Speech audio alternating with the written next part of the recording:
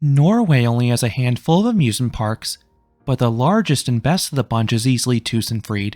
This park is an interesting mix of roller coasters between the rare models and this park's extensive use of terrain. In this review, I will explain everything you need to know about Tusenfryd and whether it's worth visiting. From 1950 to 1985, the area where this park resides was home to a zoo. After the zoo closed, the property was converted into an amusement park. Tusenfryd opened in 1988 as Norway's first major theme park. The park no longer featured any animals, as it instead went all in on rides. It featured the country's first 3 roller coasters, and it has since grown to have a well-rounded ride lineup for all ages. Today, the park is owned by Parques Reunidos, who also own 8 other theme parks across Europe. They also own a series of water parks, including the largest one in Norway and boasts Summerland. Tusenfryd is located just south of Oslo. If you have a car, there's a paid lot by the park that'll cost you 50 krona, or roughly $5. Alternatively, the park is easily accessible by public transit. You can take buses between the park and either downtown Oslo or the Oslo airport. Adult one-day admission costs 509 krona, or $45 if you buy them in advance online. It's a bit more expensive if you want to buy your tickets in person. The park also offers a 2-day ticket that can be added at the park after your first day for half the cost of a 1-day ticket. I think the prices are more than fair given the lack of competition and the quantity of rides available. If you arrive at the park with luggage like I did, the park is happy to store them for you at guest relations. You definitely would not want to have to lug your luggage around this park. This is because Tusenfryd is one of the hilliest theme parks out there, and that is apparent from the start. You enter the park by taking escalators up a steep hill that pierces through Speed Monster's first inversion. It is a really striking entrance, and it's especially exciting if the coaster cycles by. However, you'll have to navigate all the other slopes on your own. The main midway is a long gradual hill. It is roughly a 100-foot or 30-meter elevation difference between the top of the escalator and the area by Storm in the back of the park. The terrain also causes some dead ends, the most egregious of which is the Viking Land. This area is annoying to access. It is located at the bottom of the hill, 50 feet or 15 meters below the rest of the park. This is only accessible by a single windy path. It is pretty surprising there are no other alternative means of transportation to get down there. I know a lot of people complain about how hilly Silver Dollar City is, but Tusenfryd is on a whole different level, so make sure you pack comfortable shoes. The natural terrain does make this park quite beautiful. You have plenty of trees all about the park, and the dark ride is quite literally located in an actual cave. It is one of the most surreal settings to see a ride.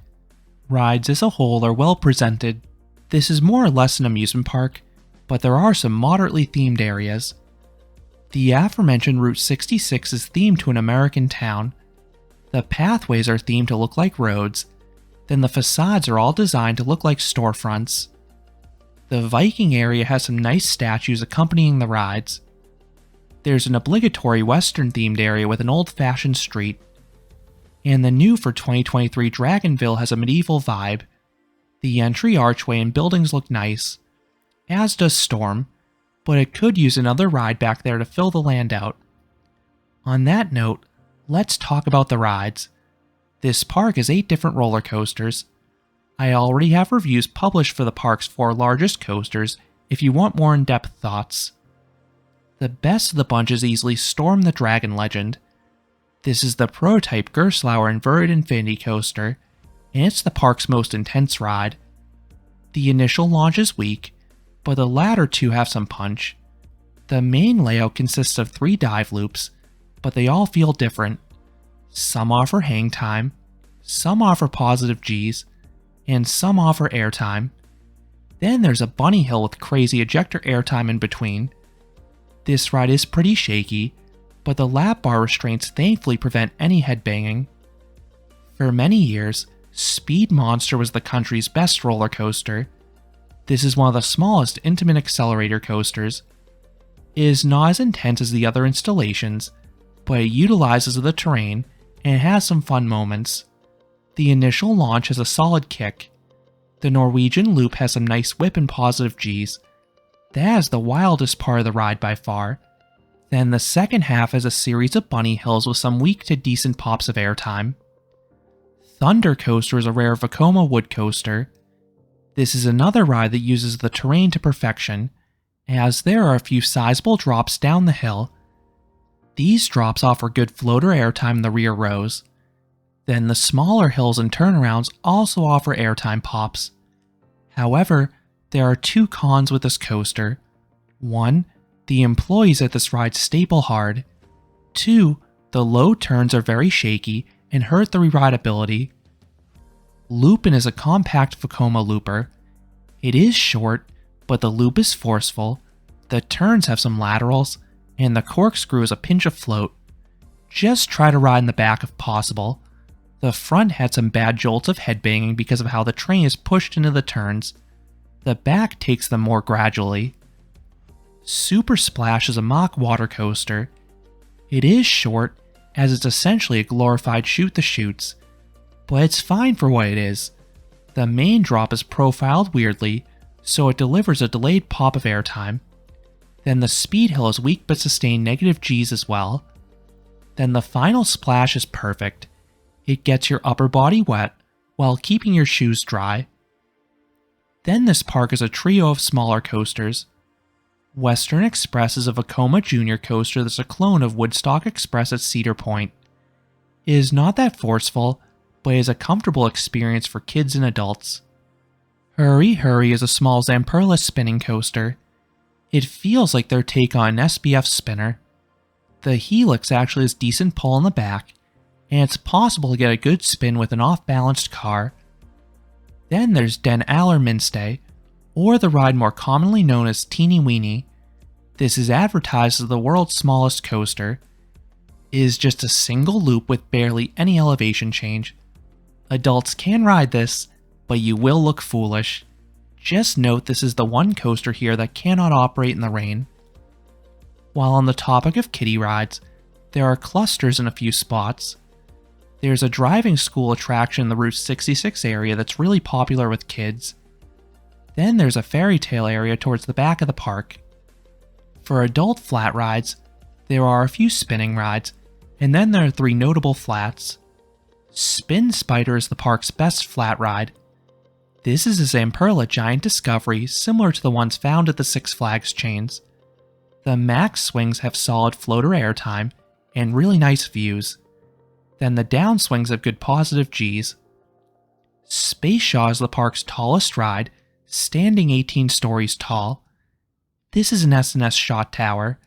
This one is weirdly quiet, so you can't quite tell when the launch is about to occur, and that launch is okay power.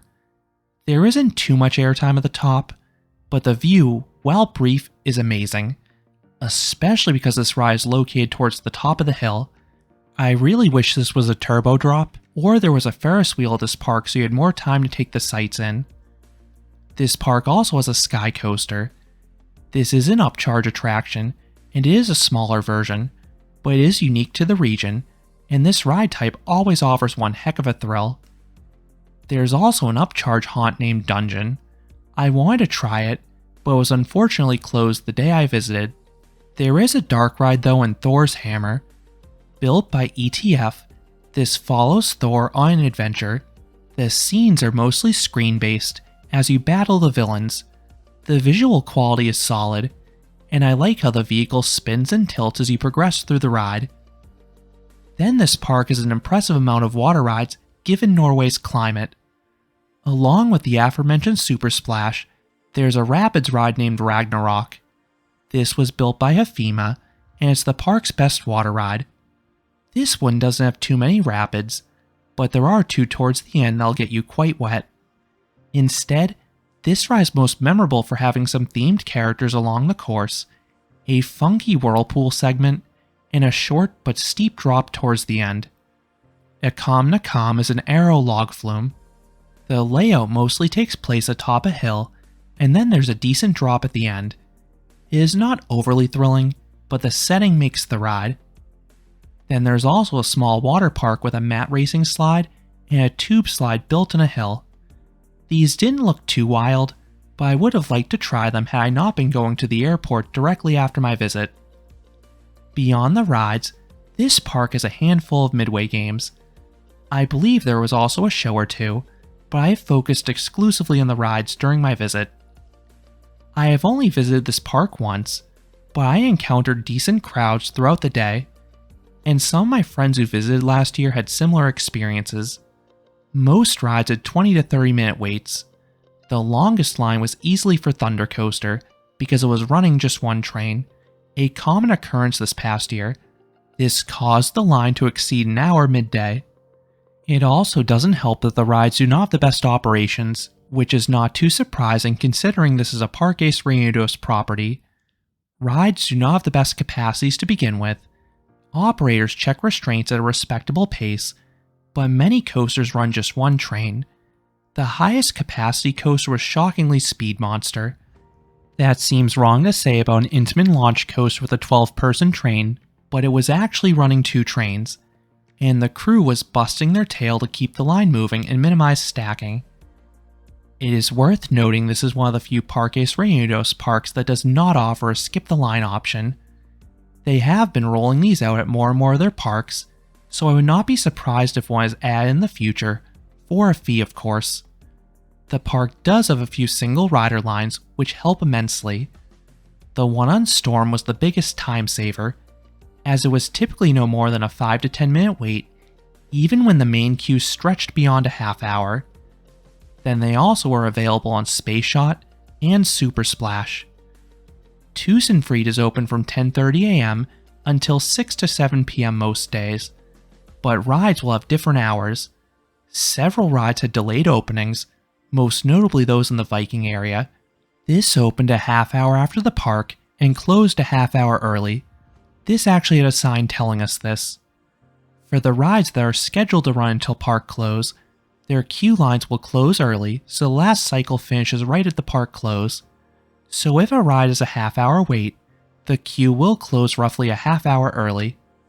Another thing to consider here is that many coasters do not have guaranteed preferred seating. Speed Monster is the only one where you can select and wait for the row of your choice.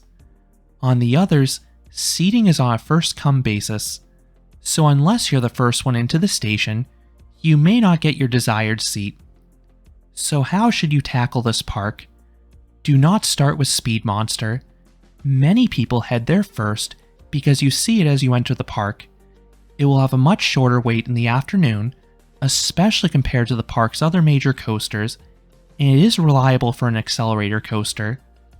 If you're one of the first people into the park, I recommend starting with Hurry Hurry. It is right there, and it had a wait as long as the major coasters for most of the day. Then I would get your rides on Thunder Coaster. The one caveat is that this ride did not open with the park for me. I'm not sure if that was just a fluke, or if it's a regular occurrence. If you don't get on it now, the line died significantly in the last hour, but you do risk it closing early if it doesn't die down.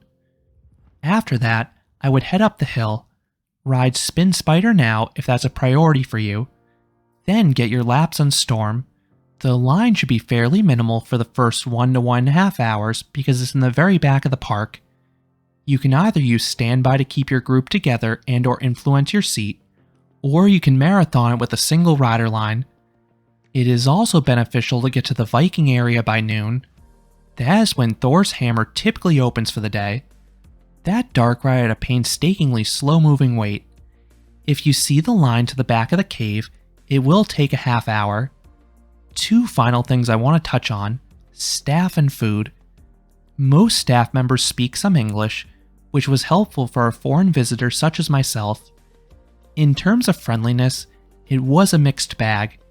Some, such as the employees at the ticket booth and guest relations, were super friendly. Others were more or less just there. As for food, I only got a few snacks throughout the park, and they were solid. I imagine their larger restaurants are a bit better, albeit pricier, but I chose to prioritize rides and eat after my visit. How much time will you need? I think you can do all the main rides in one day with a smart touring plan, You may not have time for a ton of re-rides given the consistent crowds this park attracts, but I felt content with everything I did. So do I recommend Tusenfryd? If you're in the Oslo area, absolutely. This park's hilly nature makes it challenging to navigate, but is such a beautiful setting. And the ride lineup is pretty good.